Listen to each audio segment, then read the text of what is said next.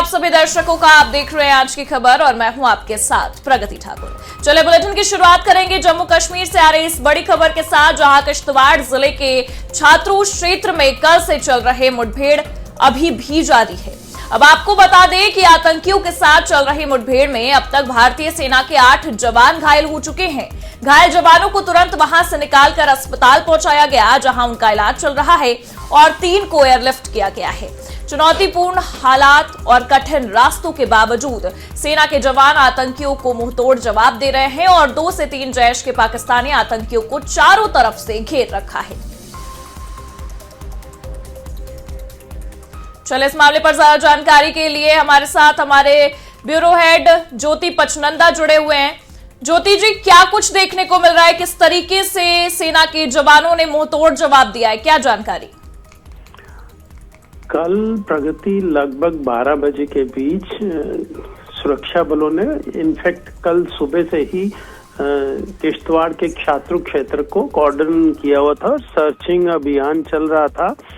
और उसके बाद अचानक ही लगभग 12 बजे के लगभग आतंकवादियों ने हमारे सुरक्षा कर्मियों पर फायरिंग शुरू कर दी, जिसमें से हमारे कई जवान घायल हो गए और जिनमें से कुछ क्रिटिकल भी थे। हमारे सुरक्षा बलों ने भी उनको रिटेलिएट किया, उनको जवाबी कार्रवाई करते हुए जवाब दिया, जिसने एक मुठभेड़ में शक्ल तब्दील कर ली। और उसके बाद काफी समय दोनों तरफ से फायरिंग होती रही।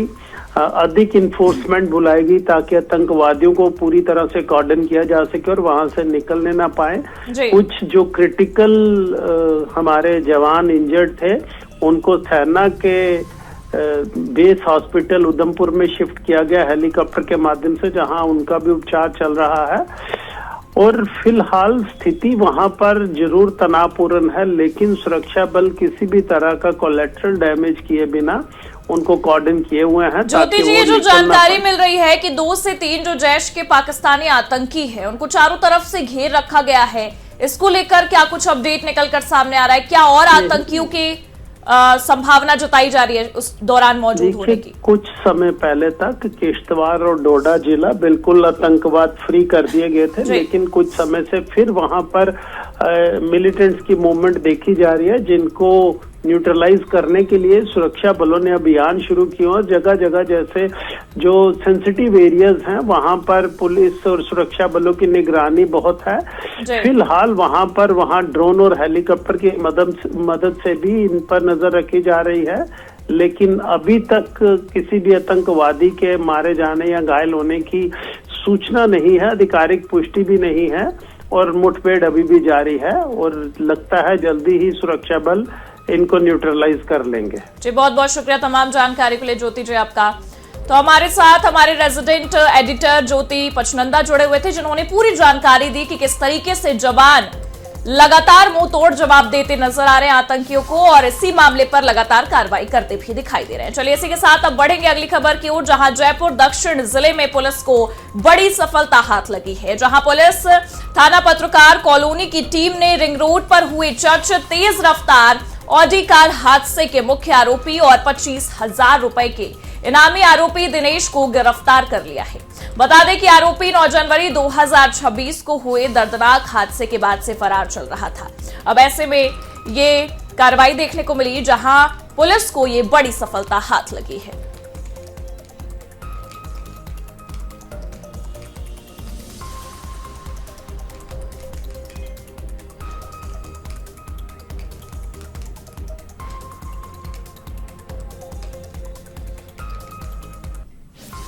वहीं बढ़ेंगे अगली खबर की ओर, जहां गोंडा का जिला मेडिकल कॉलेज वैसे तो ऑर्थो वार्ड में चूहों के आतंक को लेकर वायरल वीडियो के चलते चर्चा में बना ही हुआ था। उसी बीच अब ऑर्थो वार्ड 2 का एक और वीडियो सोशल मीडिया पर तेजी से वायरल हो रहा है, जिसमें आपको बता दें एक बेड पर एक साथ 3 कुत्ते आराम फरमाते और सोते हुए नजर आ रहे हैं। वीडियो 3 दिन पुराना बताया जा रहा है, जो अब सोशल मीडिया पर तेजी से वायरल हो रहा है।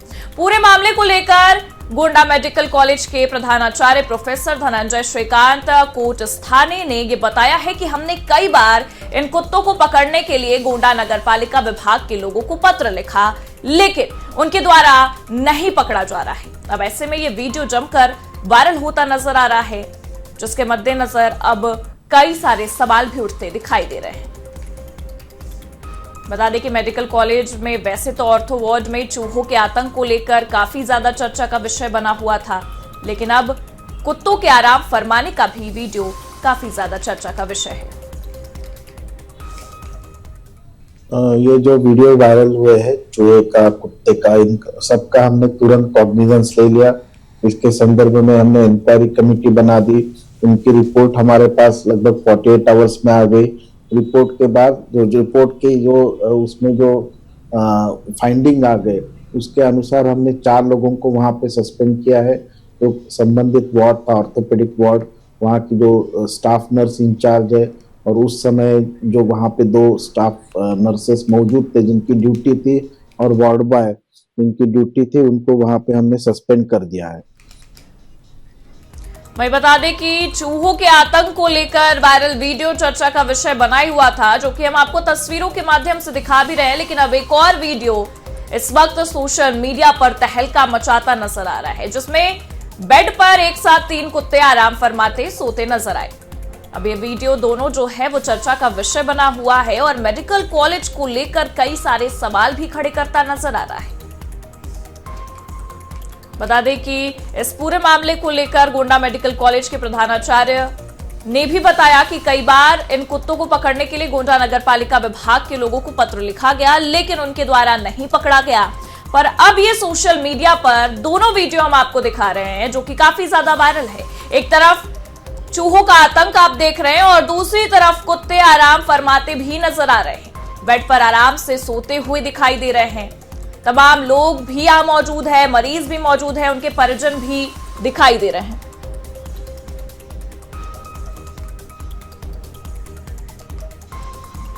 चलिए इस मामले पर ज्यादा जानकारी के लिए हमारे संवाददाता मनोज हमारे साथ जुड़े हुए हैं। मनोज, क्या कुछ चीजें देखने को मिल रही हैं, किस तरीके से, अब जैसे कि प्रधानाचार्य ने बताया कि नगर पालिका को बता दिया गया, लेकिन उसके बाद भी नहीं हटाया गया है इन कुत्तों को, पर अब ये वीडियो काफी ज्यादा वायरल है, क्या कुछ देखने को मिल रहा है? जी प्रगति जी, अभी कुछ दिन पहले मेडिकल कॉलेज में चूहों का वीडियो वायरल हुआ था। मरीजों ने वीडियो बना के वायरल कर दिया। ठीक उसके 3 दिन बाद ऑर्थोपेडिक 2 वार्ड में कुत्ते का भी वीडियो, कुत्ते वहां घूमते नजर आए और वहां के मरीजों ने वीडियो बना के सोशल मीडिया पर वायरल कर दिया। जिला अधिकारी प्रियंका निरंजन के फटकार के बाद वहां के प्रिंसिपल ने, धनंजय कोटस्थाना जी ने जांच कमेटी गठित की। उसमें स्टाफ वार्डन के साथ साथ वार्ड बॉय और 2 लोगों को सस्पेंड कर दिया है। फिलहाल नगर पालिका को लिखित में दिया गया है प्रिंसिपल के द्वारा बताया जा रहा नगर पालिका ध्यान नहीं दे रहा। तो कहीं ना कहीं मेडिकल कॉलेज स्टाफ आए दिन चर्चा में बना रहता है। और वहीं आपको बता दें, कल शासन की टीम के द्वारा डॉक्टर संदीपा श्रीवास्तव जो निदेशक हैं स्वास्थ्य भवन से, उनकी टीम आई थी जांच करने।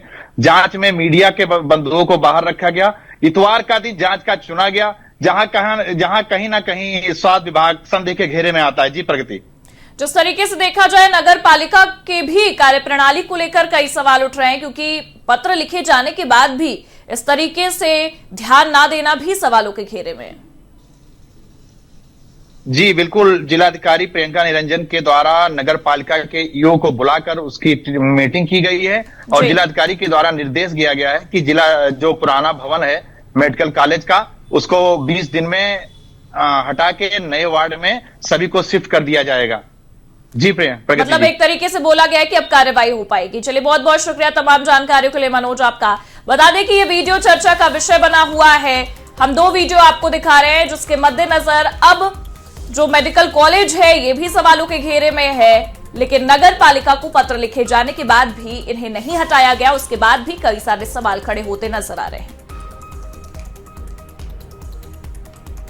चलिए बढ़ेंगे अगली खबर की ओर, जहां सीएम योगी आदित्यनाथ ने लखनऊ में जन सुनवाई की है। जनता दर्शन में मुख्यमंत्री योगी आदित्यनाथ ने नागरिकों की फरियादें सुनी और उनके निपटारे के लिए संबंधित विभागों को आदेश भी दिया है। ये बड़ी खबर आपको बता रहे हैं, जहां सीएम योगी आदित्यनाथ ने लखनऊ में जन सुनवाई की, जिस दौरान उन्होंने फरियादें सुनी है, निपटारे के लिए विभागों को आदेश भी दिया है। जनता दर्शन के दौरान एक बच्चे के साथ हल्के फुल्के अंदाज में बातचीत भी करते नजर आ रहे हैं सीएम योगी। इन तस्वीरों के माध्यम से हम आपको दिखा भी रहे हैं। ये छोटा बच्चा जिससे बात करते हुए सीएम योगी नजर आए। उसके साथ हल्के फुल्के अंदाज में बातचीत की, खेलते हुए भी नजर आए सीएम योगी। हालांकि आपको बता दें कि उन्होंने फरियादें सुनने के बाद उनके निपटारे के लिए संबंधित विभागों को आदेश दे दिया है। वहीं महाराजगंज के भाजपा नेता का 500 के नोटों की गड्डियों के साथ एक वीडियो वायरल हुआ है। ये वीडियो देखते ही लोगों में हड़कंप मच गया है। सोशल मीडिया पर ऐसे हवाला कारोबार, काले धन और भ्रष्टाचार से जोड़कर चर्चा काफी तेज होने लगी है। अब बता दें, भाजपा नेता गौतम तिवारी ने सफाई देते हुए इस पूरे मामले को लेकर कहा कि पैसा नकली है, मुझे तंत्र मंत्र वालों के द्वारा फंसाया जा रहा है। जमीन दिलाने के नाम पर उनसे 1.5 करोड़ रुपए ऐंठ लिए गए, पैसे वापस ना देने पड़े, इसलिए नकली नोटों का वीडियो बनाकर ब्लैकमेल कर रहे हैं। अब ये वीडियो काफी ज्यादा वायरल होता नजर आ रहा है, जिसमें भाजपा नेता गौतम तिवारी को लेकर भी सवाल उठते नजर आए। हालांकि उन्होंने सफाई दी है। उनका साफ कहना है कि ये जो नोटों की गड्डी स्क्रीन पर आपको नजर आ रही है वो नकली है। बता दें कि नकली जो नोट है उसका वीडियो बनाकर ब्लैकमेल कर रहे हैं। उनका ये साफ कहना है जमीन दिलाने के नाम पर उनसे करोड़ों ऐंठ लिए गए। मंत्र वाले हैं, तंत्र मंत्र वाले हैं, ये सब उल्टा सीधा कर रहे हैं। ये बनारस से संबंधित एक व्यक्ति है, वही वायरल करा रहा है। वो पैसा नहीं है। क्या है वो कागज है। कागज है। पैसा कहाँ का वो वीडियो है, कहाँ बना था वीडियो? उस जगह का नाम मैं खुद नहीं जान पा रहा हूँ, किस जगह में था। कब की वीडियो है वो? कितने दिन? 10 तारीख। नहीं, जो वीडियो बना रहा है वो कह रहा है कि मंत्री जी मैंने एक वीडियो बना लिया है और आप जिला मंत्री हैं, इसीलिए वो बना रहा है। इसीलिए कैसा तंत्र मंत्र? 1.5 करोड़ रुपया मेरा है, वो सब लिए है। और मैं FIR कर दिया हूँ, यहाँ कोतवाली में एप्लीकेशन दे दिया हूँ 1.5 करोड़ का, कि 3, 4, 5 लोग मिल करके हम लोगों का पैसा वो सब ले लिए। इसीलिए वो पैसा ये सब कर रहे हैं। किस लिए पैसा आपका 1.5 करोड़ रुपए लिया गया? जमीन उमीन के लिए लिया गया। और वो जो रुपए थे वो कितने रुपए थे जो बंडल दिख रहे हैं? अब हमको पैसा था ही नहीं तो हमको क्या पता है। चलिए बढ़ेंगे अगली खबर की ओर, जहां ग्रेटर नोएडा के सेक्टर 150 में निर्माणाधीन मॉल में सॉफ्टवेयर इंजीनियर युवराज की डूबकर मौत के मामले में नोएडा प्राधिकरण ने कार्रवाई करते हुए ट्रैफिक सेल के जूनियर इंजीनियर नवीन कुमार को सस्पेंड कर दिया है। बता दें, इसके साथ ही सेक्टर 150 से संबंधित अन्य अधिकारियों को कारण बताओ नोटिस भी जारी किया गया है। संबंधित विभाग से लोटस ग्रीन बिल्डर की आवंटन और निर्माण रिपोर्ट को तलब किया गया है। नोएडा प्राधिकरण के सीईओ ने सभी विभागों के अधिकारियों और कर्मचारियों को अपने अपने क्षेत्र में निर्माणाधीन परियोजनाओं का पुनः निरीक्षण करने के भी निर्देश दिए हैं। बता दें, ग्रेटर नोएडा के सेक्टर 150 में निर्माणाधीन बिल्डर की साइट पर भरे पानी में सॉफ्टवेयर इंजीनियर युवराज की कार गिरने से डूबकर मौत हो गई। इस मामले को लेकर लोगों में काफी आक्रोश है। ये तस्वीरें भी हम आपको दिखा रहे हैं जहां कैंडल मार्च निकाला गया और सॉफ्टवेयर इंजीनियर को लेकर जस्टिस की गुहार लगाई गई है। बता दें कि इस मामले को लेकर नोटिस तलब किया गया है। सेक्टर 150 से संबंधित अन्य अधिकारियों को कारण बताओ नोटिस जहां एक तरफ जारी किया गया, तो वहीं ये जानकारी है कि कार्रवाई करते हुए ट्रैफिक सेल के जूनियर इंजीनियर नवीन कुमार को सस्पेंड भी कर दिया गया है। इस पूरे मामले को लेकर लोगों में काफी आक्रोश है, जिसकी वजह से कैंडल मार्च भी निकाला गया। हालांकि आपको ये बता दें कि नोएडा प्राधिकरण के सीईओ ने सभी विभागों के अधिकारियों और कर्मचारियों को अपने अपने क्षेत्र में निर्माणाधीन परियोजनाओं को पुनः निरीक्षण करने के भी निर्देश दिए हैं। सेक्टर 150 नोएडा में जो दुखद घटना कल हुई है, उसके संबंध में नोएडा प्राधिकरण की ओर से जांच करवाई जा रही है और जांच उपरांत कार्रवाई करेंगे इसमें। अभी उसकी पूरी विस्तृत जांच करवा रहे हैं। जांच में पता चले किसकी जमीन थी, किसको आवंटित है और कौन उसका किसको मेंटेन करनी थी। वो जो रोड जा रही है वहां पर अभी तक तो हमारा जो है ना बसा हुआ सेक्टर नहीं है वो अभी, तो हम लोग जहाँ पर बसावट होती है वहाँ पर काम करवाते हैं और आवश्यकता के हिसाब से यहाँ जहाँ जरूरत होगी वहाँ करवाएंगे। जांच उपरांत जांच के बाद कार्रवाई होगी।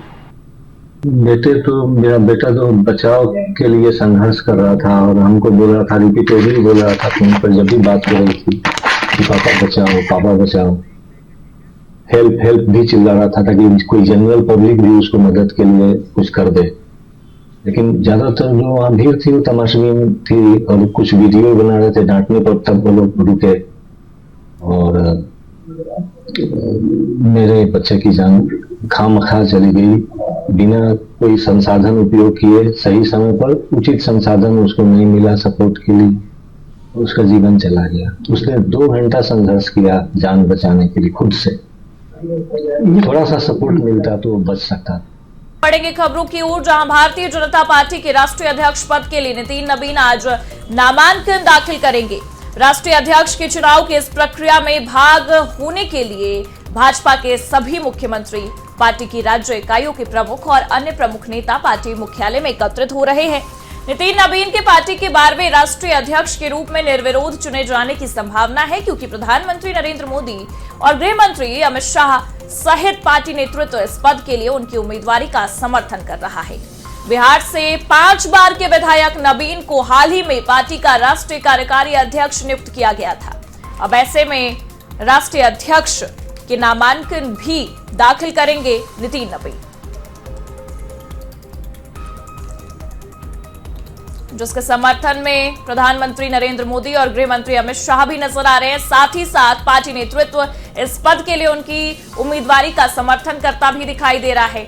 हाल ही में पार्टी का राष्ट्रीय कार्यकारी अध्यक्ष चुना गया नितिन नवीन को, और अब राष्ट्रीय अध्यक्ष के लिए इस पद के लिए नितिन नवीन आज नामांकन दाखिल करेंगे, जहां इस प्रक्रिया में हिस्सा लेने के लिए तमाम भाजपा के सभी मुख्यमंत्री, पार्टी की राज्य इकाइयों के प्रमुख और अन्य प्रमुख नेता भी पार्टी मुख्यालय में एकत्रित हो रहे हैं। बता दें कि नितिन नवीन पार्टी के 12वें राष्ट्रीय अध्यक्ष के रूप में निर्विरोध चुने जा सकते हैं। यह संभावना जताई जा रही है कि 12वें राष्ट्रीय अध्यक्ष के रूप में निर्विरोध नितिन नवीन को चुना जा सकता है, क्योंकि प्रधानमंत्री मोदी के साथ ही साथ गृह मंत्री अमित शाह सहित पार्टी नेतृत्व उनकी उम्मीदवारी का समर्थन करते हुए इस वक्त दिखाई दे रहा है। 20 जनवरी को नए पार्टी अध्यक्ष के लिए चुनाव भी होने हैं। अब ऐसे में नामांकन आज है और यह संभावना है कि नितिन नवीन 12वें राष्ट्रीय अध्यक्ष के रूप में निर्विरोध चुने जाएंगे, क्योंकि प्रधानमंत्री नरेंद्र मोदी के साथ साथ गृह मंत्री अमित शाह भी उनके समर्थन में नजर आ रहे हैं। साथ ही साथ पार्टी के तमाम नेताओं का भी समर्थन मिलता दिखाई दिया।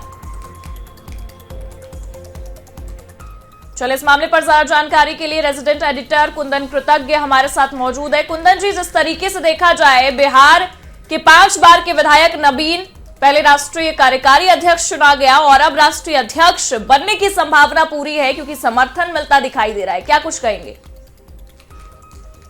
देखिए प्रगति, जिस समय नितिन नवीन को कार्यकारी अध्यक्ष के तौर पर भारतीय जनता पार्टी में पदासीन किया गया था, उस समय ही यह स्पष्ट हो गया था कि प्रधानमंत्री नरेंद्र मोदी और गृह मंत्री अमित शाह के द्वारा जिनकी पदस्थापना की जा रही है, आने वाले समय में वह फुल टाइम अध्यक्ष के तौर पर भारतीय जनता पार्टी की कुर्सी पर बैठेंगे।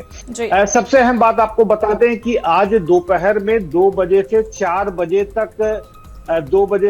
बजे तक नामांकन होना है और 4 बजे से 5 बजे तक नामांकन पत्रों की जांच की जाएगी। 5 बजे से 6 बजे तक नामांकन पत्रों की स्क्रूटनी वापस लेने का समय है। 6:30 बजे के लक्ष्मण, जो कि भारतीय जनता पार्टी के चुनाव प्रभारी हैं, वो इस बात की घोषणा करेंगे कि इस बीजेपी अध्यक्ष के तौर पर किन किन लोगों ने पर्चा दाखिल किया है। और इस बात की बहुत ज्यादा संभावना है कि नितिन नवीन का निर्वाचन निर्विरोध रूप से हो जाएगा और उनके निर्वाचन के साथ ही वो भारतीय जनता पार्टी के सबसे युवा राष्ट्रीय अध्यक्ष के तौर पर पदासीन हो जाएंगे। एक तरीके से देखें कुंदन जी, तो राष्ट्रीय कार्यकारी अध्यक्ष जब चुना गया तब भी ये पूरी कह सकते हैं निर्विरोध चुनाव को हम लोगों ने देखा। उसके बाद अब राष्ट्रीय अध्यक्ष का भी चुनाव निर्विरोध ही होना है, क्योंकि संभावना है, क्योंकि प्रधानमंत्री मोदी और गृह मंत्री अमित शाह का समर्थन है। बिहार की जनता कैसे देख रही है इसे, क्योंकि आप भी बिहार से है, क्या कुछ कहेंगे इस पे? देखिए, जाहिर सी बात है, बिहार के एक विधायक, वो सांसद भी नहीं रहे हैं, बिहार के एक विधायक और 2 विभागों के मंत्री को जिस तरीके से राष्ट्रीय परिप्रेक्ष्य में लाकर बिठाया गया है, वह अपने आप में बिहार के तमाम भाजपा कार्यकर्ताओं की बात कर लें या बिहार की जनता की बात कर लें, यह अपने आप में काफी गर्व का विषय है। और खास करके तमाम बिहार वासियों के लिए यह गर्व का विषय इसलिए भी है क्योंकि केंद्र में बीजेपी की सरकार है और राज्य में बीजेपी के साथ साथ एनडीए की सरकार है, जिसमें जदयू और बाकी अन्य दल शामिल हैं। तो कहा यह जा रहा है कि कहीं ना कहीं बिहार के लिए यह एक अच्छी खबर है और नितिन नवीन के पदस्थापन होने से एक सबसे अच्छी बात यह हो रही है कि वह इस पार्टी के सबसे युवा अध्यक्ष होने जा रहे हैं। और साथ ही आप देखेंगे जेपी नड्डा का जो कार्यकाल रहा है 20 जनवरी 2020 से, तो लगभग 5 वर्षों के कार्यकाल के बाद भाजपा को एक नया अध्यक्ष मिलने जा रहा है जो युवा है। और साथ ही भाजपा अब यहां से एक बहुत ही आप कह सकते हैं यूथ ट्रांसफॉर्मेशन के डायरेक्शन में ट्रांजिशन हो रहा है भाजपा का। बहुत बहुत शुक्रिया तमाम जानकारी के लिए कुंदन जी आपका। और इसी के साथ बढ़ेंगे अगली खबर की ओर, जहां 26 जनवरी को भारत 77वां गणतंत्र दिवस मनाने जा रहा है। इस बार मुख्य परेड की थीम वंदे मातरम पर रखी गई है। बता दें, दिल्ली में परेड के दौरान कर्तव्य पथ पर 30 झांकियां निकलेंगी, जो स्वतंत्रता का मंत्र वंदे मातरम, समृद्धि का मंत्र आत्मनिर्भर भारत थीम पर आधारित होगी, जिसको लेकर रिहर्सल जारी है। इस बार गणतंत्र दिवस परेड के मुख्य अतिथि यूरोपीय परिषद के अध्यक्ष एंटोनियो कोस्टा और यूरोपीय आयोग की अध्यक्ष उर्सुला वॉन डेर लेन होंगे। अब ऐसे में तैयारियां भी जोरों शोरों से हैं 26 जनवरी को लेकर।